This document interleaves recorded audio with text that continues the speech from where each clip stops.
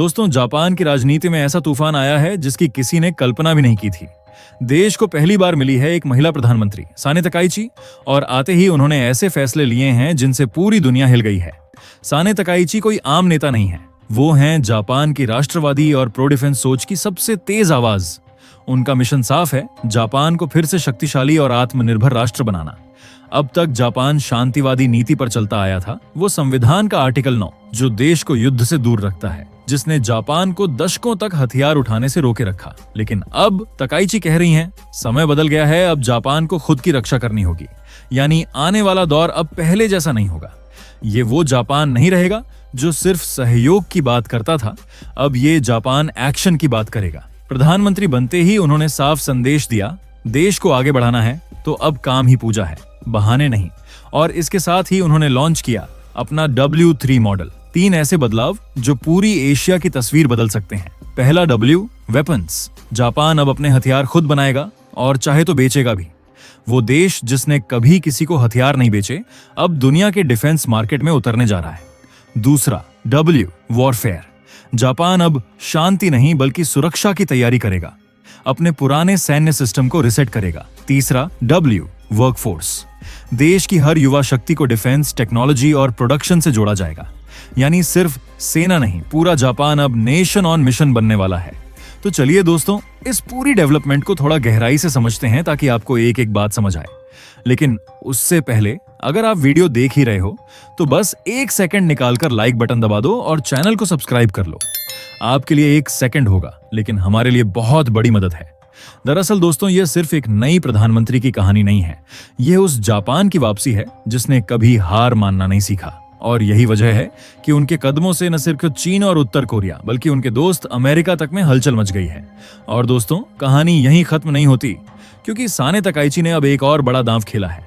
उन्होंने साफ संकेत दिए हैं कि जापान अब अकेला नहीं चलेगा, वो अपने भरोसेमंद रक्षा साझेदारों के साथ मिलकर नए युग की शुरुआत करेगा। क्वाड यानी भारत, अमेरिका, जापान और ऑस्ट्रेलिया, इन 4 देशों का ये समूह अब सिर्फ एक डिप्लोमेटिक फोरम नहीं रहेगा बल्कि एक स्ट्रैटेजिक अलायंस बनेगा जो एशिया की दिशा तय करेगा। लेकिन इस कहानी का सबसे दिलचस्प हिस्सा है भारत, क्योंकि अमेरिका के पास अपनी टेक्नोलॉजी है, ऑस्ट्रेलिया का डिफेंस सेक्टर सीमित है, पर भारत वो देश है जहां जापान को नजर आ रहा है भविष्य का सबसे बड़ा डिफेंस पार्टनर और AI रिसर्च हब। अब सोचिए, अगर जापान और भारत मिलकर AI coding, future weapon technology और डिफेंस प्रोडक्शन पर काम करते हैं तो क्या होगा? पूरा एशिया और शायद दुनिया का पावर बैलेंस ही बदल जाएगा।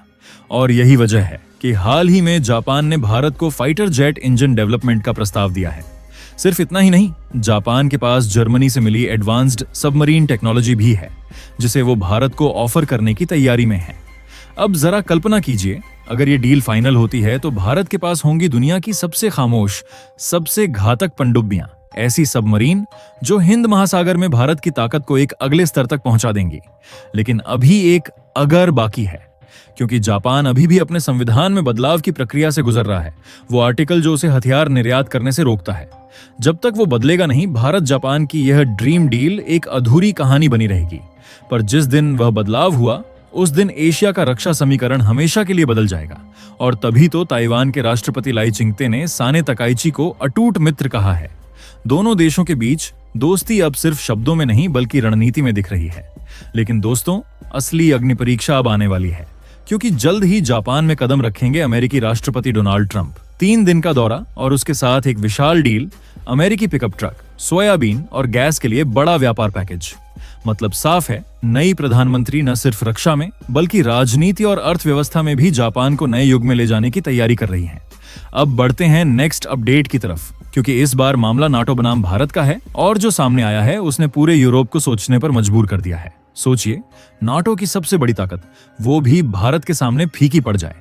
और ये बात किसी और ने नहीं बल्कि नाटो के नए सदस्य स्वीडन ने खुद कही है। जी हाँ, वही स्वीडन जो अभी अभी नाटो में शामिल हुआ है, लेकिन उसने आते ही नाटो की सबसे बड़ी कमजोरी दुनिया के सामने रख दी है। 2024 में हुए इस खुलासे में स्वीडिश आर्मी ने कहा है कि भारत के पास अब वो क्षमता है जो शायद पूरे नाटो संगठन के पास भी नहीं।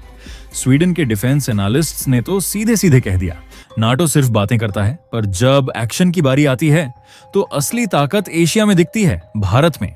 अब सोचिए, कभी यूरोप भारत से टेक्नोलॉजी में बहुत आगे माना जाता था, लेकिन सिर्फ 5-6 सालों की खामोश मेहनत में भारत ने वो कर दिखाया है जो यूरोप आज तक नहीं कर सका। और जब आप असली तुलना सुनोगे तो आपको भी झटका लगेगा। पूरा यूरोप सिवाय फ्रांस के आज भी अपने medium range missile defence system के लिए अमेरिका पर निर्भर है। फ्रांस के पास है एक 120 किलोमीटर रेंज वाला सिस्टम, लेकिन बाकी बड़े नाम जर्मनी, ब्रिटेन, स्पेन, यहां तक कि खुद स्वीडन, ये सब मिलकर भी 45 किलोमीटर रेंज से आगे नहीं बढ़ पाए। यानी अगर इन्हें कोई लंबी दूरी का सिस्टम चाहिए तो उन्हें अमेरिका से पैट्रियट मिसाइल सिस्टम खरीदना पड़ता है, वो भी पुराना और बेहद महंगा।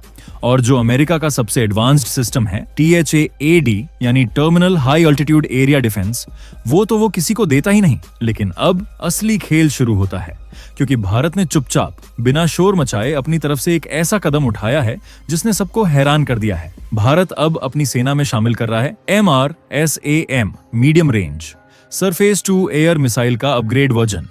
और इसकी रेंज जानकर नाटो देशों के पसीने छूट गए हैं। पूरा 100 किलोमीटर, यानी वो रेंज जहां यूरोप अब भी अमेरिका पर निर्भर है, भारत ने खुद अपने दम पर हासिल कर ली है।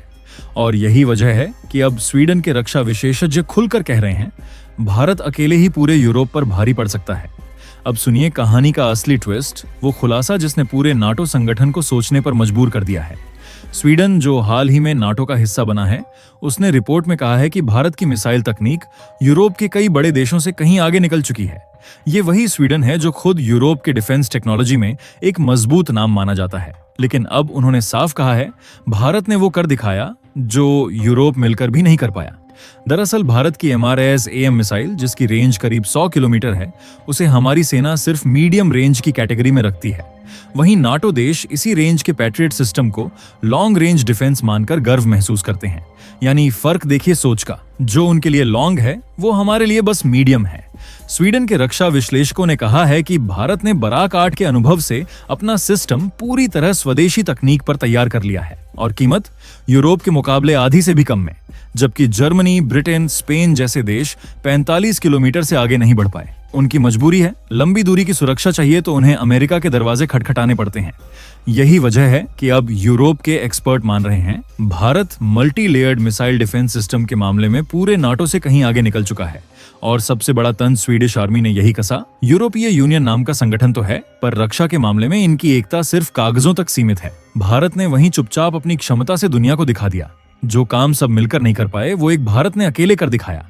अब यहां से कहानी और दिलचस्प हो जाती है, क्योंकि यूरोप की असल कमजोरी अब खुद उसी के सामने आ गई है। सोचिए, पूरे यूरोप में आज कोई भी देश ऐसा नहीं जिसके पास अपना मल्टी लेयर डिफेंस कवच हो। नाटो के छोटे देश इतने महंगे सिस्टम पर खर्च ही नहीं उठा सकते।